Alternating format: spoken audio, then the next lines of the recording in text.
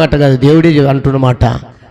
మీరు చింతిస్తున్నారు, అయ్యో నా కుటుంబం ఇది ఇలా అయిపోయింది, ఇలా ఉంది, ఈ అవసరతలు ఉన్నాయి, ఈ అక్కర్లు ఉన్నాయి, ఈ ఆర్థిక ఇబ్బందులు ఉన్నాయి, అయ్యో నాకు ఈ అనారోగ్యం ఉంది, అయ్యో అయ్యో ఈ కలహాలు, ఈ కుటుంబ కలహాలు, ఈ బాధలు, ఈ కష్టాలు, ఈ నష్టాలు, అయ్యో నా భర్త నా మాట అయినట్లా, నా భార్య నా మాట అయినట్లా, నా పిల్లల నా మాట అయినట్లా, అయ్యో అయ్యో మరి మంచిదే చింతిస్తున్నావు. ఒక మూరెడు ఎక్కువ చేసుకుంటావా? ఎత్తు చేసుకుంటావా? పోనీ తగ్గే చేసుకుంటావా?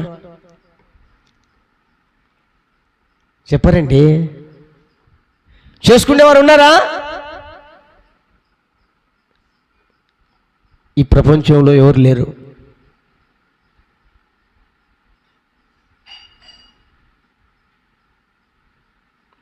కానీ దేవుడు అంటాడు, అందుకు మీరు చింతించి ఏం ప్రయోజనం? వీటిని గురించి ఎవరు చింతిస్తారంటండి?